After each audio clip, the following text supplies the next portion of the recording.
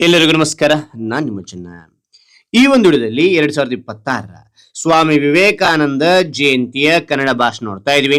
ಹರಿ ಒಂದು ಭಾಷಣ ಅಂತಕ್ಕಂಥ ಇಷ್ಟವಾಯ್ತಾ? ಇಷ್ಟವಾದ್ರೆ ಒಂದು ಲೈಕ್ ಅನೇಕ ವಿಡಿಯೋ ಪ್ರೋತ್ಸಾಹ ತುಂಬ ಸಿಗುತ್ತೆ. ಇನ್ನೊಬ್ಬರು ಶೇರ್ ಸಾಧ್ಯ. ಇಂಥ ಅನೇಕ ವಿಡಿಯೋ ಚಾನಲ್ ಸಬ್ಸ್ಕ್ರೈಬ್ ಆಗಿ. ಹಾಗೆ ನೀವು ಯಾವ ರೀತಿಯ ಭಾಷಣ ಯಾವ ರೀತಿಯ ಪ್ರಬಂಧ ಬೇಕಂತೇಳಿ ಕಾನ್ಸ್ಟ್ಲಿ ಕಾನ್ ಮಾಡಿ ಆ ವಿಷಯಕ್ಕೆ ತಕ್ಕಂತೆ ನಾವು ವಿಡಿಯೋ ಮಾಡಲು ಪ್ರಯತ್ನ ಪಡ್ತೇನೆ ಅಂತ ಹೇಳುತ್ತಾ ಹರಿ ಒಂದು ಭಾಷಣವನ್ನು ನೋಡ್ತಾ ತಿಳಿತಾ ಕಲಿತಾ ಹೋಗೋಣ ಬನ್ನಿ.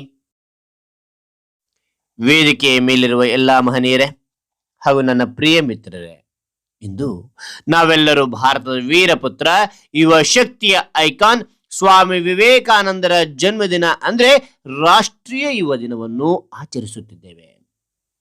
ಸ್ವಾಮಿ ವಿವೇಕಾನಂದರು ಕೇವಲ ಒಬ್ಬ ಸನ್ಯಾಸಿ ಅಲ್ಲ, ಅವರು ಜಗತ್ತಿಗೆ ಭಾರತದ ಸಂಸ್ಕೃತಿಯನ್ನು ಪರಿಚಯಿಸಿದ ಮಹಾನ್ ಕ್ರಾಂತಿಕಾರಿ.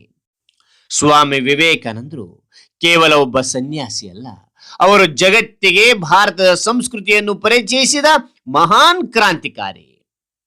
ಅವರು ಅಂದೇ ಹೇಳಿದ್ರು, ನನಗೆ 100 ಜನ ಶಕ್ತಿಯುತ ಯುವಕರನ್ನು ಕೊಡಿ, ನಾನು ಈ ದೇಶದ ಚಿತ್ರಣವನ್ನೇ ಬದಲಿಸುತ್ತೇನೆ. ಅವರ ಈ ಮಾತು ಯುವ ಶಕ್ತಿಯ ಮೇಲಿದ್ದ ಅವರ ಅಚಲ ನಂಬಿಕೆಯನ್ನು ತೋರಿಸುತ್ತದೆ.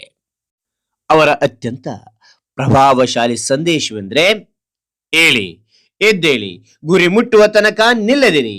ಅಂದ್ರೆ ನಾವು ಸೋಲಿಗೆ ಹೆದರದೆ ಆಲಸ್ಯವನ್ನು ಬಿಟ್ಟು ನಮ್ಮ ಕನಸುಗಳ ಕಡೆಗೆ ಸಾಗಬೇಕು.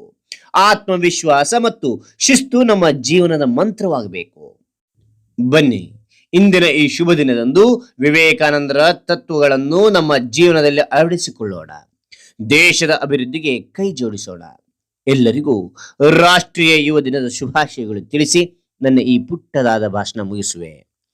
ಜೈ ಹಿಂದ್, ಜೈ ಕರ್ನಾಟಕ ಮಾತೆ.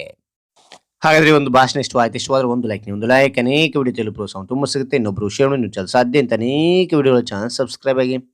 Thank you for watching. Bye.